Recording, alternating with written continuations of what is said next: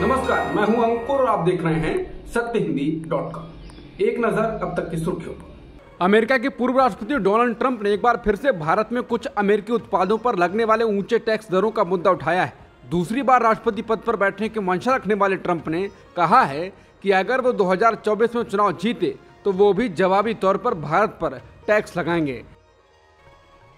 केंद्रीय सतर्कता आयोग यानी CVC ने साल 2022 की एक रिपोर्ट जारी की है। इस वार्षिक रिपोर्ट में दावा किया गया है कि पिछले साल भ्रष्टाचार की सबसे ज्यादा शिकायतें केंद्रीय गृह मंत्रालय के कर्मचारियों के खिलाफ आई हैं। उसके बाद रेलवे और बैंकों में काम करने वाले अधिकारी कर्मचारियों के खिलाफ थी। रिपोर्ट में कहा गया है कि 2022 में केंद्र सरकार के विभागों और संगठनों में सभी कैटेगरी के अधिकारियों और कर्मचारियों को कुल मिलाकर 1,15,203 ऐसी शिकायतें प्राप्त हुई और रिपोर्ट के मुताबिक पिछले साल गृह मंत्रालय को अपने कर्मचारियों के खिलाफ 46,643 शिकायतें मिली, जबकि रेलवे को 10,580 और बैंकों को 8,129 शिकायतें मिली। रिपोर्ट में कहा गया है कि गृह मंत्रालय के कर्मियों के खिलाफ कुल शिकायतों में से 23,919 का निपटान कर दिया गया और 22,724 शिकायतें लंबित रहीं, जिनमें से 19,198 शिकायतें 3 महीने से ज्यादा समय तक लंबित रहीं। कांग्रेस ने सोमवार को मणिपुर में विधानसभा का विशेष सत्र नहीं बुलाने के लिए भाजपा की आलोचना करते हुए कहा कि ये हिंसा प्रभावित राज्य में संवैधानिक विफलता का प्रमाण है। ये बताता है कि प्रदेश में संवैधानिक तंत्र ध्वस्त हो गया है। पार्टी महासचिव जयराम रमेश ने यह भी दावा किया कि प्रधानमंत्री मोदी स्वयंभू विश्वगुरु की भूमिका में और गृहमंत्री अमित शाह चुनाव प्रचार में व्यस्त हैं। जयराम रमेश ने एक्स यानी ट्विटर पर पोस्ट कर कहा कि 27 जुलाई को मणिपुर की सरकार ने प्रदेश के राज्यपाल से अगस्त के तीसरे सप्ताह में विधानसभा का विशेष सत्र बुलाने का अनुरोध किया था। 4 अगस्त को राज्यपाल से एक बार फिर विशेष सत्र बुलाने का अनुरोध किया गया, लेकिन इस बार एक निश्चित तिथि यानी 21 अगस्त को सत्र बुलाने के लिए कहा गया। आज 21 अगस्त है और विशेष सत्र नहीं बुलाया गया है। विधानसभा का कोई मानसून सत्र भी नहीं हुआ है। मणिपुर हिंसा पर retired justice Geeta Mittal committee ने अपनी रिपोर्ट सुप्रीम कोर्ट को सौंप दी है। सुप्रीम कोर्ट ने बताया है कि मणिपुर हिंसा को लेकर जस्टिस गीता मित्तल की कमेटी ने 3 रिपोर्ट सौंपी हैं। कोर्ट ने अब सॉलिसिटर जनरल तुषार मेहता को रिपोर्ट देखने और इस मामले में सहयोग देने को कहा है। बता दें कि मणिपुर हिंसा को लेकर सुप्रीम कोर्ट में याचिकाएं दायर हुई थी।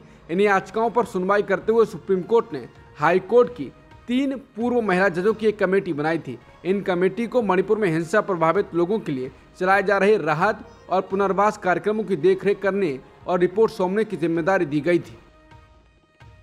राज्यसभा सांसद कपिल सिब्बल ने सोमवार को गृहमंत्री अमित शाह की उस टिप्पणी पर कटाक्ष किया कि भाजपा सरकार ने मध्य प्रदेश को आत्मनिर्भर बनाने की नींव रखी। सिब्बल ने दावा किया कि राज्य देश भर में चौथा सबसे गरीब और गरीबी का सबसे बड़ा योगदान करता है। बता दें, मध्य प्रदेश में भाजपा सरकार के 20 साल के रिपोर्ट कार्ड को जारी करने के लिए रविवार को भोपाल में एक समारोह में शाह ने कहा था कि इन वर्षों में भाजपा सरकार ने सफलतापूर्वक राज्य से बीमारू श्रेणी का टैग हटा दिया है। शाह ने कहा था कि भाजपा सरकार ने पिछले 20 सालों में राज्य को विकसित और आत्मनिर्भर बनाने की नींव रखी। इसी को लेकर सिब्बल ने ट्वीट कर कहा कि मध्य प्रदेश पर अमित शाह ने कहा कि एक विकसित आत्मनिर्भर राज्य की नींव रखी गई। हालांकि UNDP रिपोर्ट इंडिया के अनुसार मध्य प्रदेश चौथा सबसे गरीब प्रदेश है, गरीबी का सबसे बड़ा योगदान करता है यानी 28.3% योगदान करता है और राष्ट्रीय औसत से साक्षरता में, बुनियादी ढांचे में, लिंग अंतर में नीचे है। उन्होंने कहा कि आत्मनिर्भर, व्यापम और भ्रष्टाचार। उत्तर प्रदेश में कांग्रेस पार्टी की हालत बेहद खराब है। इस बीच पार्टी ने पार्टी को फिर से उबारने की जिम्मेदारी अब वाराणसी से 5 बार के विधायक अजय राय के हाथों में दी है। अजय राय ने न्यूज़ 18 से बातचीत में कहा कि वो यूपी में कांग्रेस को 3 महीने में रिवाइव कर देंगे, ऐसा उन्हें विश्वास है। उन्होंने कहा कि साल 1995 में जब उन्होंने राजनीति में एंट्री की तो उन्हें कोलासला विधानसभा क्षेत्र से 9 बार के विधायक उदय जी के खिलाफ उतारा गया, लेकिन कठिन परिश्रम और ईमानदार प्रयास की वजह से जीत उनकी हुई। उन्होंने कहा कि उसी जोश और मेहनत के साथ वो अगले 3 महीने में यूपी में पार्टी को फिर से अपने पैरों पर खड़ा कर देंगे। अजय राय ने कहा कि वो यूपी के ग्रामीण इलाके से शुरुआत करेंगे, यही उनकी प्राथमिकता है क्योंकि किसान दर्द झेल रहा है और विकास का इंतजार कर रहा है। उन्होंने दावा किया कि इससे चंदौली से लेकर गाजियाबाद तक अच्छा परिणाम देखने को मिलेगा। सुप्रीम कोर्ट ने गुजरात हाई कोर्ट को लेकर कड़ी टिप्पणी की है। सुप्रीम कोर्ट ने कहा है कि किसी भी अदालत का अपने से ऊपरी अदालत के फैसले के खिलाफ जाकर आदेश देना संवैधानिक फिलॉसफी के विरुद्ध है। एक रेप सर्वाइवर की याचिका पर फैसला देते हुए कोर्ट ने यह बात कही। महिला ने गर्भपात की इजाजत मांगी थी। सुप्रीम कोर्ट की यह कड़ी टिप्पणी शनिवार को हाई कोर्ट के उस आदेश के बाद आई जिसमें कोर्ट ने सर्वाइवर की मांग को खारिज कर दिया था। हाई कोर्ट ने शनिवार को इस केस पर सुनवाई की, जबकि यह मामला सुप्रीम कोर्ट में सुनवाई के लिए सूचीबद्ध था। सुप्रीम कोर्ट ने कहा, गुजरात हाई कोर्ट में ये क्या हो रहा है? भारत में कोई भी अदालत किसी ऊंची अदालत के आदेश के खिलाफ आदेश पारित नहीं कर सकती। ये संवैधानिक फिलॉसफी के खिलाफ है। हम हाई कोर्ट के इस तरह के आदेश देने की सराहना नहीं करते हैं। बता दें, इससे पहले भी गुजरात की अदालतें सुप्रीम कोर्ट के निशाने पर रही हैं। राहुल गांधी वाले केस में भी सुप्रीम कोर्ट ने आलोचना करते हुए राहुल गांधी को राहत दे दी थी। लालू यादव ने सोमवार को सीबीआई की उस याचिका का विरोध किया है जिसमें उसने जमानत रद्द करने की मांग की है। ये मामला चारा घोटाले से संबंधित डोरंडा कोषागार से जुड़ा हुआ है। पिछले साल 22 अप्रैल को झारखंड हाईकोर्ट ने इस मामले में लालू यादव को जमानत दे दी थी, लेकिन अब सीबीआई ने सुप्रीम कोर्ट का दरवाजा खटखटाया है। बहरहाल, जिस मामले में सीबीआई ने अब जमानत को चुनौती दी है, उसको लेकर सुप्रीम कोर्ट में दाखिल अपने जवाब में लालू यादव ने कहा है कि उनकी सजा को निलंबित करने के झारखंड हाईकोर्ट के आदेश को सिर्फ इस आधार पर चुनौती नहीं दी जा सकती है कि सीबीआई असंतुष्ट है।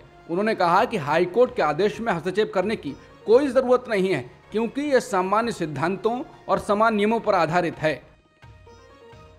छत्तीसगढ़ को लेकर एबीपी सी वोटर ने सर्वे किया है। इसमें सवाल किया गया कि छत्तीसगढ़ में किस पार्टी को कितनी सीटें मिलने की संभावना है।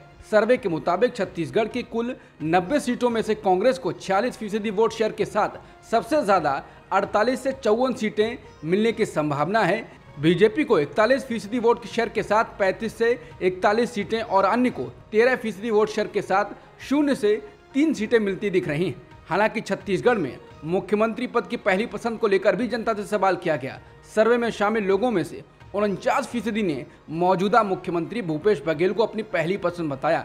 24% लोगों ने बीजेपी नेता और पूर्व सीएम रमन सिंह को अपनी पसंद करार दिया, जबकि 13% ने टीएस सिंहदेव और 14% ने अन्य को अपनी पसंद बताया। कुल मिलाकर मुख्यमंत्री के रूप में बघेल की टक्कर में कोई नहीं है। इससे यह साफ तो हो गया है कि कांग्रेस बहुत आगे दिख रही है। यूपी की घोसी विधानसभा सीट पर होने वाले उपचुनाव में बीजेपी प्रत्याशी दारा सिंह चौहान पर स्याही फेंकने वाले युवक ने सरेंडर कर दिया है। पत्रकारों से बातचीत में युवक ने बताया कि उसने बीजेपी नेता पर ही गंभीर आरोप लगाए और कहा कि उसने बीजेपी नेता के ही कहने पर दारा सिंह चौहान पर स्याही फेंकी थी। उसने कहा ये भाजपा की चाल थी। भाजपा ने कहा कि दारा सिंह चौहान पर स्याही फेंक दो। आरोपी ने कहा कि वीडियो भी उनके लोगों ने ही बनाई है।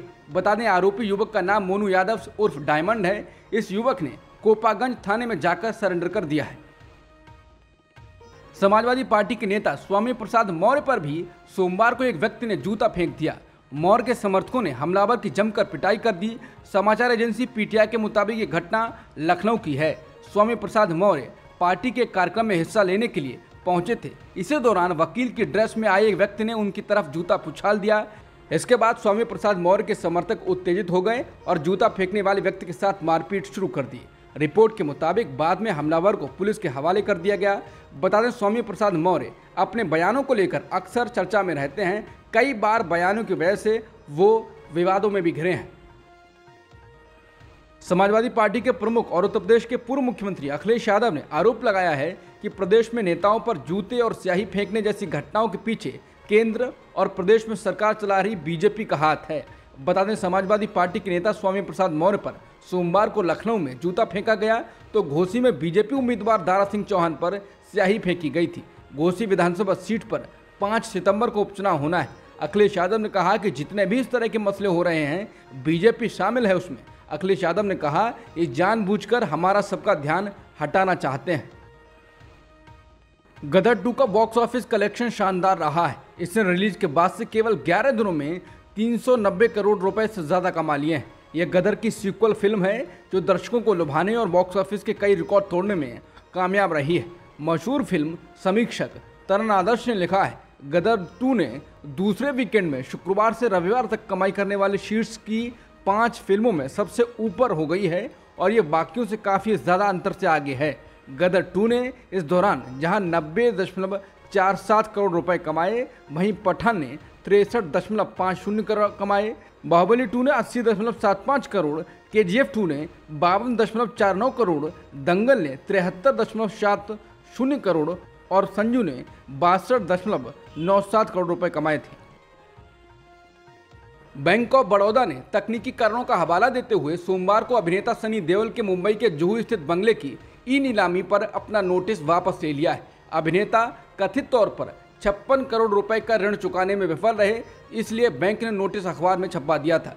बैंक ने अखबार में सोमवार को जारी शुद्धि पत्र में लिखा, अजय सिंह देओल उर्फ श्री सनी देओल के संबंध में बिक्री नोटिस तकनीकी कारणों से वापस ले लिया गया है। बैंक ऑफ बड़ौदा ने नीलामी का नोटिस रविवार को अखबार में छपवाया था। वहीं कांग्रेस ने नीलामी नोटिस वापस लेने पर सोमवार को सवाल उठाया और पूछा, इसे वापस लेने के लिए तकनीकी कारणों को किसने ट्रिगर किया है।